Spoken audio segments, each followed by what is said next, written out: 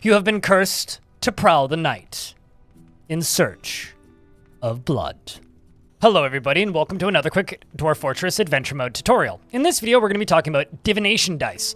As you can see, I'm currently inside of a location, so I can't fast travel, but I am sitting right next to a monastery. Monasteries have something unique. These are found scattered around the wilderness and outside in the wilds, as well as inside of certain larger towns. If we move down to the main layer, what you can see is I'm right next to this interesting spiral structure. Right here is a rose gold statue. An image of humans, and a human surrounded by humans. An image of a human surrounded by humans. The artwork relates to the ascension of a human named Enthep being appointed to the position of abbot of the Venerable Creed in 198. So a religious figure becoming a member of a religion. Now right here there are two dice sitting on this pedestal. I can view the dice, which are pretty simple in their design. But there's something interesting here. If I pick up these dice, I can grab both of them. I can then open up my inventory. I can then scroll down in my inventory to the dice and click on Interact. Interacting with the dice allows me to roll one of them or all of the dice. I'm going to roll all of the dice. Now, what this does is it requests either a blessing or a curse from the god. You roll Divining the Will of Toll the Willful, according to the practice of the Venerable. The two dice roll, one comes up with 4 and the other comes up with a shining sun, and it says, do not stall, whatever that means. So sometimes these give you perks, sometimes these give you gifts, sometimes these give you skills, and sometimes they curse you. I'm going to get back onto my horse and we're gonna go find some more dice and see if those gifts will be more fruitful. After a day's travel, I've located another set of dice.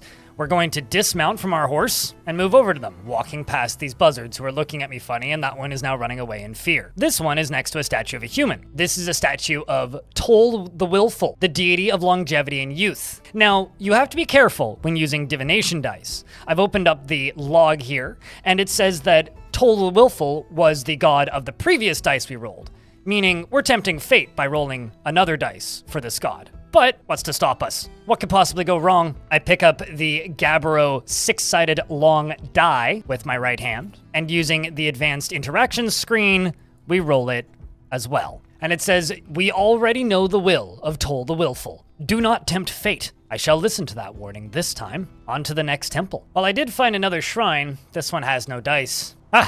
Little bit more luck this time. Let's jump off of our horse to dismount and have a peek at this statue.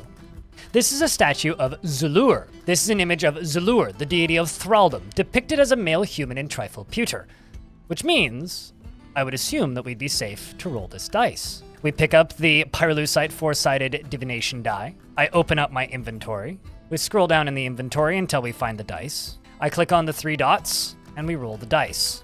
We have been blessed with good fortune for a week. I'm not entirely sure what that does, to be honest with you, but as far as I can tell, would you look at that? You roll the dice. The divining will of Zular, according to the practice of the denomination of soil, and you have been blessed with a week's good fortune.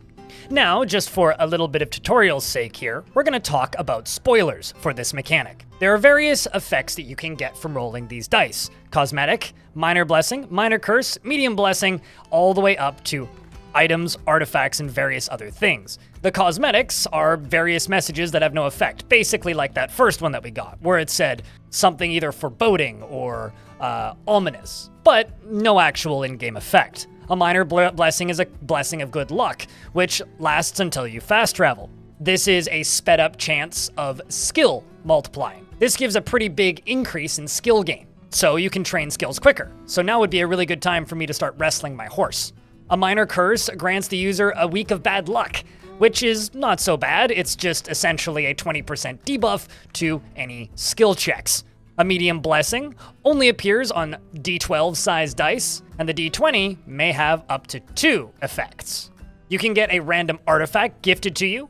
You could also be given an upgrade to the quality level of an item that you are wearing or holding, including something that is in your body or on your person. But not to my knowledge, something that is being carried by a pack mule, like my horse over here. You could also get gifted with a grant. You could also be bestowed a magic healing spell upon you, and this would heal most wounds and many scars, which heal over several turns, and supposedly can regrow limbs, but doesn't always work.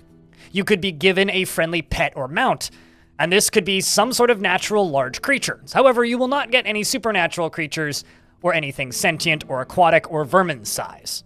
A medium curse transforms you into something else for a week, for everything except for a large predator. Basically, I hope you like being a sheep, because you might actually have to be a sheep in-game for 7 days. And if you're curious about the awful curses, the really heavy curses, well, I pick up the dice, I interact with the dice by scrolling all the way down to the bottom, selecting the dice, and give it a roll. You roll, divining the will of Zulor, according to the practice of the denomination of soil. The Pyrolusite 4-sided long die comes up to 3. And they say, you already know the will of Zulur. Do not tempt fate. I take the die again, I open up my inventory, I click it, and I roll it. Hubris. You have been cursed to prowl the night in search of blood. We are now a vampire. Thank you very much for watching this video. If you wish to see more videos like it, or various different tutorials in adventure mode, check out this YouTube channel. I have a growing playlist of adventure mode tutorials as well as many fortress mode tutorials from years prior.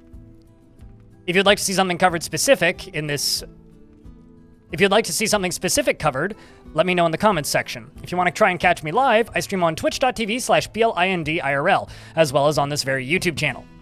But regardless, thank you very much for watching, and I hope to see you in the next one.